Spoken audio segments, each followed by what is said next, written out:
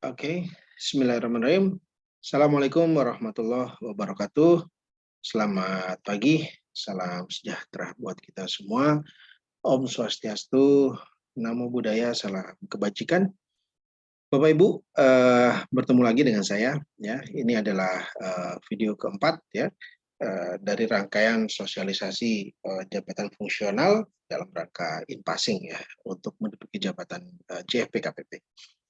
Nah, di kesempatan kali ini saya akan mencoba untuk menjelaskan tentang angka kredit, ya, angka kredit. Ya, di video 1 kita sudah belajar tentang apa fungsi kedudukan jabatan fungsional secara umum. Ya. Kemudian di video kedua ya kita belajar tentang apa namanya formasi ya, ada formasi di situ, apa itu JFP-KPP ya, kemudian lingkup pekerjaannya itu apa gitu ya. Kemudian di video yang ketiga, kenapa sih JFP-KPP lebih baik ya, tunjangannya lebih baik ya, pangkatnya secara karir juga lebih baik gitu ya. Kemudian kelas jabatan mungkin ya, dan juga tunjangan jabatannya juga lebih baik. Jadi di video yang sekarang ini saya akan mencoba untuk menjelaskan tentang bagaimana sih cara mengumpulkan angka kredit ya, kemudian targetnya untuk naik pangkat dengan angka kredit itu bagaimana ya. Oke, saya share screen dulu.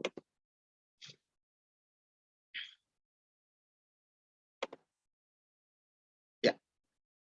Nah, di di sini ya di video kali ini di penilaian kinerja ya, kita lihat.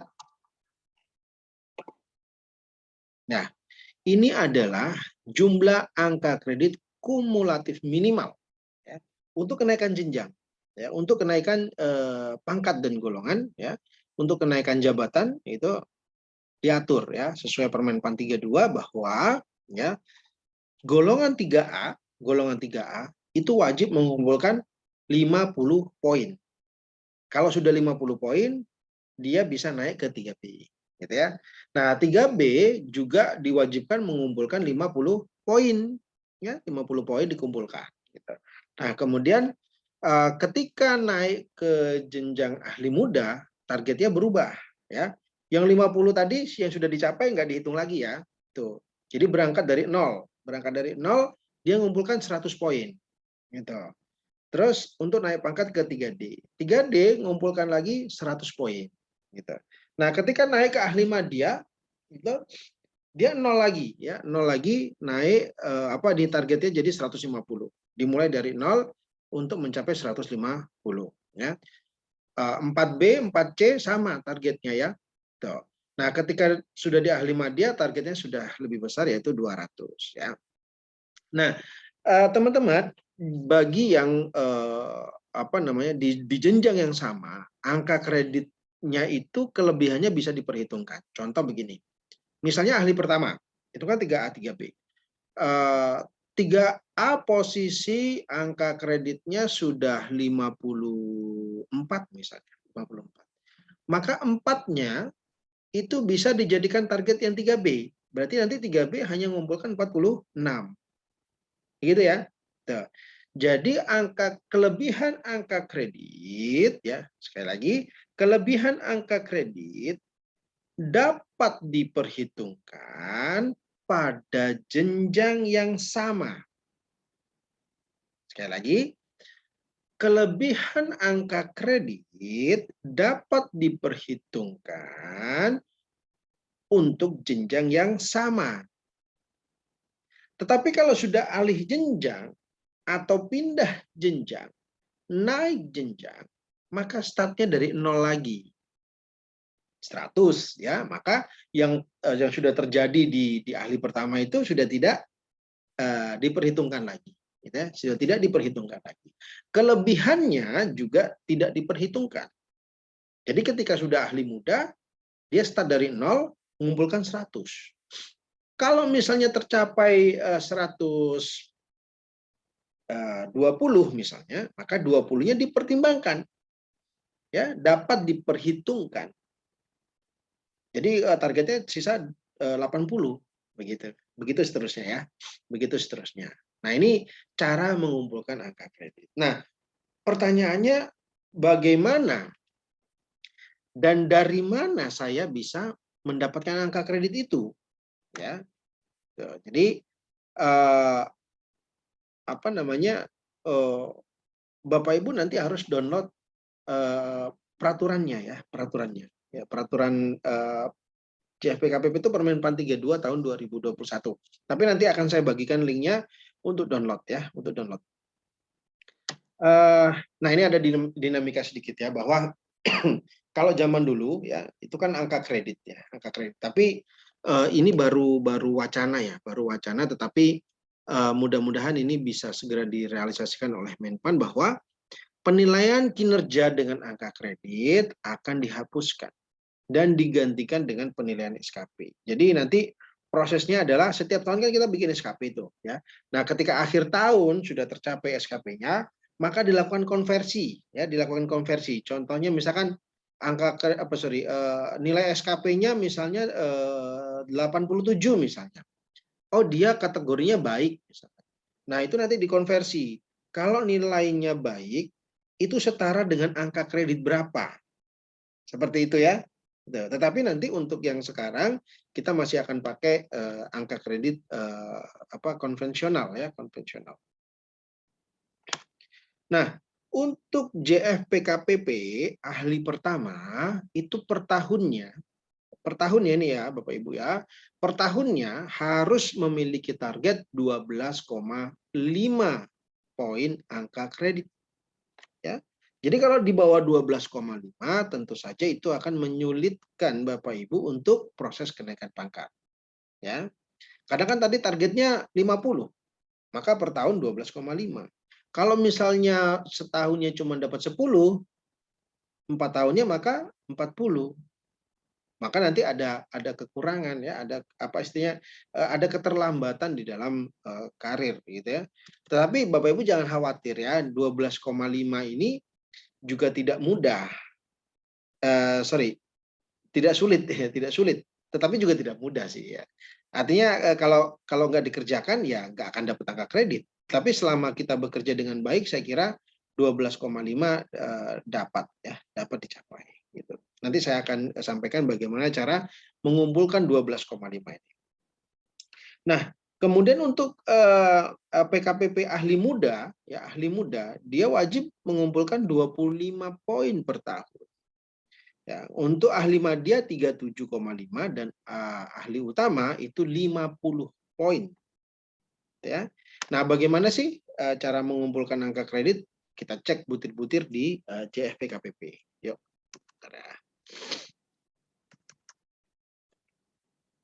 Ya, ini. Nah, ini Bapak Ibu peraturannya ya, Permenpan, tapi saya tidak akan membaca pasal per pasal ya, karena itu nanti Bapak Ibu bisa baca sendiri ya. Kita akan langsung aja dibutir ya, dibutir. Nah, oke. Nah, ini butirnya. Ya. Nah, di sini kita perhatikan contoh kalau ini lebih teknis ini NSPK ya, NSPK. Contoh tugas jabatan 1, melaksanakan penataan dan pengelolaan penyelenggaraan pencarian pertolongan dalam konteks perumusan ya, dalam unsur perumusan dan pembinaan teknis bidang pencarian pertolongan ya. Ini NSPK, ini aturan-aturan ya. Nah, mulai dari misalnya mengidentifikasi kebutuhan substansi teknis perumusan kebijakan bidang pencarian pertolongan. Ini baru mengidentifikasi kebutuhan. Misalkan, oh kita perlu SOP apa sih gitu ya. Kita perlu peraturan apa sih gitu ya. Itu diidentifikasi dulu ya dalam bentuk sebuah laporan, nanti outputnya disampaikan kepada atasan ya. Itu angka kreditnya 0,06. Dilakukan oleh ahli pertama. Ya. Ahli mudanya ngapain? Nomor 2, menganalisis substansi teknis kebijakan bidang pencarian dan pertolongan. Ya, seperti itu. Jadi nanti Bapak Ibu tinggal lihat di uraian tugas ya, atau uraian kegiatan ini. diperhatikan apa sih yang saya lakukan. Kalau Anda melakukan itu, outputnya ada, ya, maka Bapak Ibu berhak untuk mendapatkan angka kreditnya. Dan itu dikumpulkan setiap kali selesai bekerja dan diharapkan 1 tahun kemudian ya bisa memenuhi syarat yang ini, ya, memenuhi syarat yang ini, gitu. Jadi untuk apa namanya uraian tugasnya ini tinggal dipilih saja, gitu ya. Misalnya contoh ya, contoh misalnya di apa di sini misalnya menginventarisasi kebutuhan sarana. Jadi saya itu butuh sarana apa sih di unit kerja saya, gitu ya, di kantor SAR misalnya, gitu. Nah, melakukan inventarisasi, dia baru menginventarisasi, misalkan, oh saya butuh mobil D-Max, gitu ya, saya butuh misalnya rescue truck, saya butuh apa, tapi itu dianalisa, ya, itu nanti harus ada kayak analisanya lah ya, kajian yang ada kajian dasar lah, ada kajian dasar yang tidak hanya cuma lembaran aja gitu, yang agak sedikit berkualitas lah hasil gitu ya. Nah, tapi nanti untuk output ya, untuk outputnya ini kita akan atur di standar kualitas hasil kerja ya. Jadi yang dimaksud dengan menginventarisasi kebutuhan sarana itu outputnya apa akan kita berikan pedoman untuk standarnya ya. Jadi Bapak Ibu nanti apa setelah masuk di Inpasing ini kami akan menyusun juknis dan alhamdulillah sudah 80% lah juknis itu sudah kami susun dan itu nanti akan menyebutkan kualitasnya di sini ini bentuknya seperti apa. Sama seperti rescuer ya. Rescuer itu kan ketika misalnya melakukan pemeliharaan ada checklist ya, checklistnya kami contohkan seperti ini gitu ya. Di JFP KPP juga nantinya akan seperti itu supaya memudahkan Bapak Ibu di dalam mengumpulkan angka kredit ya.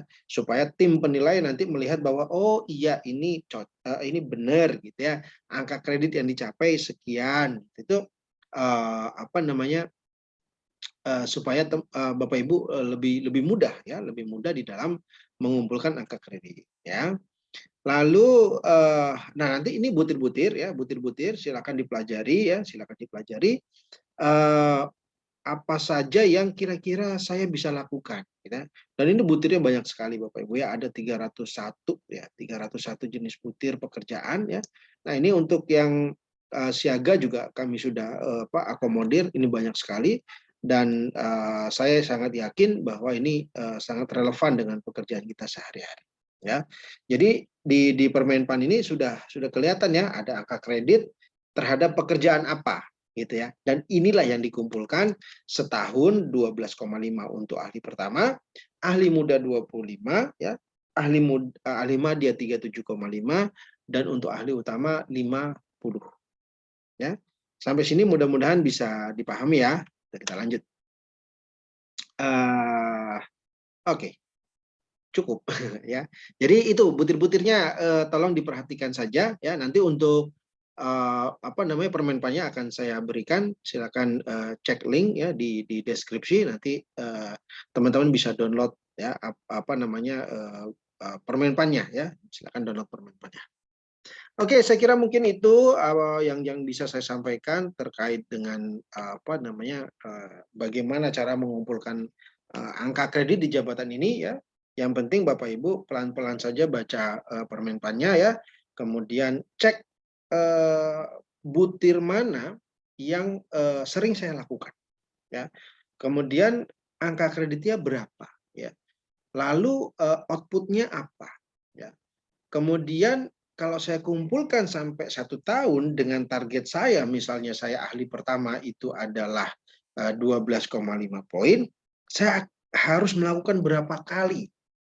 Seperti itu ya. Jadi sebenarnya mudah sih, mudah. Cuman kalau misalnya dulu ya jadi pelaksana tidak ada apa ya, kita tidak rajin di dalam mengumpulkan bukti kerja, di jabatan fungsional harus lebih rajin ya. Dan sebisa mungkin disimpannya juga secara digital ya, digital. Karena kami juga akan membangun apa ya, sistem atau membangun manajemen ini pengennya paperless gitu. Jadi Bapak Ibu tidak perlu ngeprint apa segala macam gitu ya. Nanti hasil kerja kalau bisa itu di-scan ya. Scan pakai foto, kan handphone sudah canggih ya, pakai cam scanner tinggal foto, simpan di apa, storage online, bisa di email atau apapun gitu ya. Oke, saya kira mungkin itu dari saya, mudah-mudahan video ini bermanfaat. Terima kasih. Wassalamualaikum warahmatullahi wabarakatuh.